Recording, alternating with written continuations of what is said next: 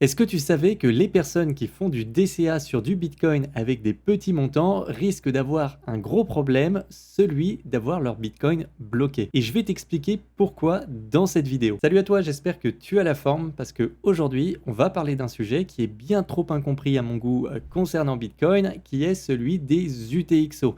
Alors t'inquiète pas, je vais t'expliquer ce que c'est dans cette vidéo, mais ça va expliquer aussi en grande partie pourquoi certaines personnes vont ou risquent de se retrouver avec des bitcoins complètement bloqués par la suite, et tout ça à cause de ces fameux UTXO. Alors pour être honnête, j'avais hésité à faire une vidéo sur le sujet des UTXO il y a un moment, mais je me suis dit de toute façon ça fera pas de vue parce que c'est un sujet qui va paraître peut-être un peu trop tech pour certaines personnes, mais j'ai vu l'autre jour un tweet de Oyana sur Twitter qui disait que il fallait faire très attention aux UTXO parce que certaines personnes risqueraient de se retrouver encore une fois bloquées avec des bitcoins plus tard. Et c'est vrai qu'elle a tout à fait raison, et je me suis dit, bah tiens, je tiens un sujet de vidéo qui est très intéressant et qui va pouvoir forcément expliquer ce que sont, encore une fois, ces fameux UTXO. Alors je sais qu'elle n'a pas fait ce tweet pour me donner un sujet de vidéo, mais que je lui fais un petit coucou et je la remercie encore une fois pour l'idée. Bon, maintenant que ça c'est dit, rentrons dans le vif du sujet et commençons par expliquer du coup comment sont gérées les transactions sur Bitcoin avec le fameux modèle UTXO. Alors pour expliquer ça, en fait, c'est vraiment très simple. On dit partout que Bitcoin, c'est du cash numérique et on se rend pas compte comme ça, mais même dans le fonctionnement, dans la gestion des transactions, c'est quasiment la même chose. Alors par exemple, quand tu vas payer un article dans un supermarché et que tu veux payer en espèces, très souvent, en fait, tu vas pas payer le compte exact. Tu vas toujours donner un petit peu. Donc par exemple, si tu as un article que tu vas acheter qui coûte 30 €, tu vas payer soit avec 2 billets de 20 par exemple, soit tu vas te donner par exemple un billet de 50. Alors je vais rester avec cet exemple du billet de 50. Là, on a une transaction du coup avec une entrée et deux sorties. Alors pourquoi je dis ça? C'est très simple. Tu as une entrée qui va être de 50 €, ça c'est ce que tu vas dépenser. Et après, par la suite, tu vas avoir deux sorties. Une sortie de 30 €, ça c'est ce que tu vas payer en échange de ton article. Et ensuite, tu vas avoir une deuxième sortie qui va être ton reçu. C'est les 20 € que tu n'auras pas dépensé. Alors maintenant, avec Bitcoin, c'est quand même quelque peu différent, puisque moi, en réalité, quand je vais recevoir les 20 €, normalement, je vais les ranger dans le même portefeuille où il y avait les 50 €. Là, avec Bitcoin, ce qui va se passer, c'est qu'on va créer un nouveau compartiment dans le portefeuille où on va ranger les 20 €. Et à chaque fois qu'on recevra de l'argent ou qu'on aura des sorties non dépensées, ce qui va se passer, c'est qu'on va les ranger dans un nouveau compartiment du portefeuille à chaque fois. Alors, on va prendre un exemple un peu plus concret pour illustrer ça. On va imaginer par exemple que j'ai un portefeuille qui contient 3 bitcoins. Je souhaite dépenser un bitcoin pour l'envoyer à quelqu'un. Donc, ce qui va se passer, là encore une fois, je vais avoir une transaction avec une entrée et deux sorties. Donc, je vais avoir une entrée de 3 bitcoins et je vais avoir deux sorties, donc une première de 1 bitcoin qui ira directement vers le portefeuille à qui je souhaite envoyer un bitcoin. Et la deuxième sortie, ce sont les 2 bitcoins que je n'ai pas dépensés et du coup qui vont me revenir. Par contre, ils seront rangés dans un autre compartiment qui sera géré par mon portefeuille. Alors dans cet exemple, que ce soit les entrées ou les sorties, toutes sont ce qu'on appelle les fameuses UTXO. Autrement dit, des sorties de transactions non dépensées en français. Alors si pour les sorties dans notre transaction, on devine facilement que ce sont des UTXO, on pourrait se demander aussi logiquement, mais pourquoi les entrées sont également des UTXO? Il faut bien comprendre que les 3 bitcoins que j'ai dans mon portefeuille, ils viennent pas de nulle part. Soit je les ai envoyés moi-même depuis un autre wallet, soit c'est quelqu'un qui me les a envoyés, etc. Et comme ça, en fait, on va remonter sur d'autres UTXO jusqu'à ce qu'on tombe à la création de ces bitcoins quand ils auront été donnés en récompense à un mineur. Donc en gros, ce que je suis en train de te dire, pour le faire plus court, tous les bitcoins qui sont en circulation sont donc des UTXO. Alors oui, tu vas avoir des UTXO qui vont être beaucoup plus gros que d'autres. Par exemple, tu vas avoir des UTXO de plusieurs bitcoins et tu peux très bien avoir des UTXO de quelques fractions de bitcoin avec une valeur par exemple de 1 Satoshi. Alors, pour petit rappel, un Satoshi, c'est la fraction la plus petite qu'on puisse avoir d'un Bitcoin. Alors, une petite précision aussi qui est très importante concernant les UTXO. Je reprends mon exemple concernant le Bitcoin que j'ai envoyé depuis un wallet avec 3 Bitcoins. Il faut bien comprendre que en entrée, mon UTXO de 3 bitcoins, elle est entièrement consommée. Et ce qui va se passer, c'est qu'à la suite, je vais avoir 2 UTXO qui vont être créés. Bon, maintenant que tu as compris ça, tu vas peut-être te dire « Ouais, mais j'ai du mal à comprendre le rapport avec le DCA dans tout ça. » Alors t'inquiète pas, j'y viens, et pour ça, on va prendre un autre exemple un petit peu plus complexe maintenant pour poser quelques bases. Alors, on va supposer que Bob décide de faire un DCA quotidien sur du Bitcoin pendant 100 jours. Et il va investir un montant à chaque fois de 10 euros qu'il enverra directement sur son wallet. Alors on va aussi supposer que le prix du Bitcoin dans cet exemple ne va pas varier, parce que sinon ça va trop complexifier les choses. Alors tu l'auras compris, au terme de ces 100 jours, Bob se retrouvera donc avec 1000 euros de Bitcoin sur son portefeuille. Alors maintenant on va supposer que Bob, il doit de l'argent à une amie qui s'appelle Alice. Et il lui doit en Bitcoin l'équivalent de 495 euros. Alors ce qu'il va faire, c'est qu'il va envoyer 495 euros de Bitcoin à Alice. Mais si tu regardes d'un petit peu plus près, Bob, lui, n'a pas d'UTXO de 495 euros. Alors pas de panique, parce qu'il peut en utiliser plusieurs pour avoir le bon montant. Mais ce qui va se passer, c'est que dans notre exemple là, du coup, il va avoir 50 UTXO en entrée dans notre transaction, et ensuite, il va avoir deux sorties. Donc une sortie, tu l'auras compris, de 495 euros, et une autre de 5 euros, ça sera le reçu d'un UTXO qui sera non dépensé. Alors là, je tiens vraiment à préciser que dans cet exemple, tu as bien eu 50 UTXO qui ont été consommés en entrée pour créer à la fin juste deux UTXO, un de 495 euros et un autre de 5 euros. Alors bien sûr, tout ça c'est en Bitcoin. Donc là on pourrait se dire, tout est bien dans le meilleur du monde, les UTXO c'est génial. Mais en fait c'est pas aussi simple que ça, parce qu'il y aura peut-être des personnes qui vont se dire, ouais mais ton exemple il est pas très concret parce que t'as pas pris en compte les frais de transaction. Alors si t'as pensé comme ça, je te félicite, parce que c'est là que ça va commencer à coincer. Et oui, parce que sur chaque blockchain, forcément, quand on va vouloir faire des transactions, on va payer la place de sa transaction dans le bloc.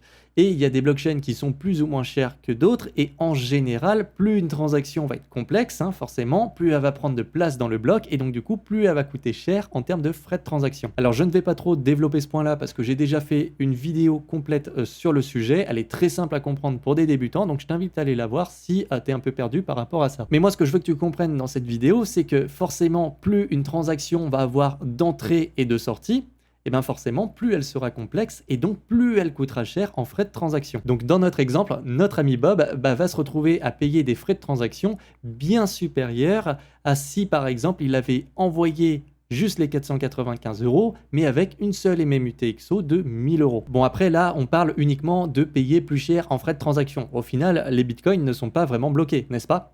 Eh bien, pas vraiment. Parce que imaginons maintenant que les frais sur le réseau de Bitcoin commencent vraiment à exploser partout. C'est-à-dire que là, au moment où je tourne cette vidéo, les frais sur Bitcoin sont relativement peu chers. Mais imaginons plus tard qu'on est en plein bull run et que là, les frais sur le réseau de Bitcoin explosent parce qu'il y en a qui ont développé des activités dessus à échanger des coins qui n'ont aucune valeur, mais les gens se les échangent quand même parce que ça fait plaisir, et que les frais, du coup, se mettent totalement à exploser. On peut supposer aussi que finalement, Bitcoin, dans 10-20 ans, aura réussi son pari, et donc du coup, qu'il sera beaucoup plus sollicité, et donc du coup, qu'on aura des frais de transaction quotidiens de plusieurs centaines de dollars. C'est quelque chose qui est totalement à envisager. Alors à ce moment-là, notre ami Bob, il sera très content parce qu'il verra le solde de son portefeuille aussi augmenter, parce que le prix du Bitcoin aura considérablement augmenté à ce moment-là. Mais sauf que voilà, il va vouloir faire une transaction, par exemple, pour prendre des profits, et il va se rendre compte de quelque chose. C'est que au final, il ne peut pas bouger ses bitcoins. Pourquoi? Parce que tous les UTXO, en fait, pour bouger les 10 euros de chaque UTXO, ça va coûter plus cher en frais de transaction que l'UTXO lui-même. Donc au final, il va se retrouver à ne plus pouvoir bouger ses bitcoins, ou à la limite, si les frais ne sont pas trop élevés, il va devoir quand même à utiliser la majorité de ses bitcoins juste pour payer les frais de transaction. Donc ça, c'est vraiment pas un scénario qui est très agréable. Et c'est justement là le gros problème, et c'est à ça qu'il faut faire attention. Parce que des petits UTXO, en soi, au moment où je tourne cette vidéo, c'est pas si dérangeant que ça. Mais il faut vraiment penser aussi que quand on investit en général sur du Bitcoin, on le fait tous parce qu'on a une vision plutôt long terme, en général, et on se dit, ok, j'investis là-dedans. Mais par contre, on pense pas du tout à ces petits UTXO qu'on ne pourra potentiellement plus bouger plus tard. Et donc c'est pour ça qu'il faut y réfléchir et faire les choses bien avant. Alors là, du coup, je suis sûr que des personnes vont me dire ouais, mais comment est-ce qu'on fait pour éviter ça? Parce qu'au final, moi, je m'y attendais pas du tout. Comment on fait?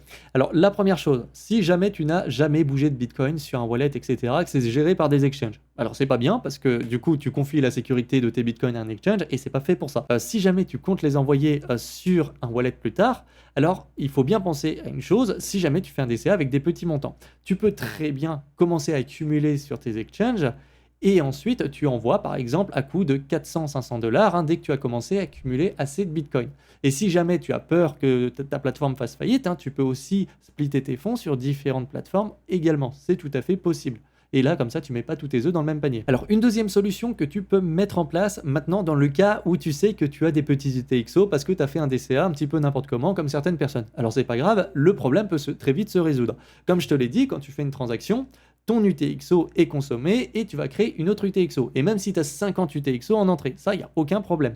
Maintenant, ce que tu peux faire, c'est ce qu'on appelle une consolidation. Et en gros, tu vas tout simplement créer une transaction à toi-même, par exemple, soit sur un nouveau portefeuille, soit sur ton adresse. Et comme ça, tu vas utiliser tes petits UTXO pour en faire des plus gros. Même, tu peux en faire un seul et unique. Après, ça va dépendre des personnes. Ça va dépendre aussi du niveau de confidentialité, etc. que tu veux avec. C'est un autre sujet également qu'on pourrait aborder et qui est très intéressant également. C'est pour ça que le sujet des UTXO, en fait, c'est un sujet très vaste. Mais là, moi, je reste vraiment sur la partie problématique des UTXO qui pourraient être bloqués plus tard. Donc la consolidation, c'est tout simple. Tu te fais une transaction à toi-même avec tous tes UTXO pour en avoir un seul en sortie, mais tu peux très bien aussi le faire pour en avoir plusieurs moyens en sortie. Après, ça dépend des montants, etc. Alors, tu as des wallets comme le wallet Sparrow, par exemple, qui va te permettre de beaucoup mieux gérer tes UTXO. Alors, c'est un wallet Bitcoin only, donc forcément, ces wallets-là, ils sont beaucoup mieux pensés pour Bitcoin en général. Après, tu as d'autres wallets qui peuvent te permettre de gérer ça également, et d'autres beaucoup moins bien. Alors, c'est pour ça que je t'invite à regarder tout simplement ton wallet, comment il fonctionne, etc., de voir si tu peux faire ça. Sinon, tu peux utiliser un autre wallet, aucun problème. Ou sinon, tu te fais encore une fois une transaction à toi-même. Tu peux essayer en t'envoyant des petits montants, tu verras, ça fonctionne très bien. Alors, si jamais tu n'as pas bien compris après ce que je suis en train de te dire et ce que je t'ai dit dans la vidéo, surtout n'hésite pas à me le faire savoir.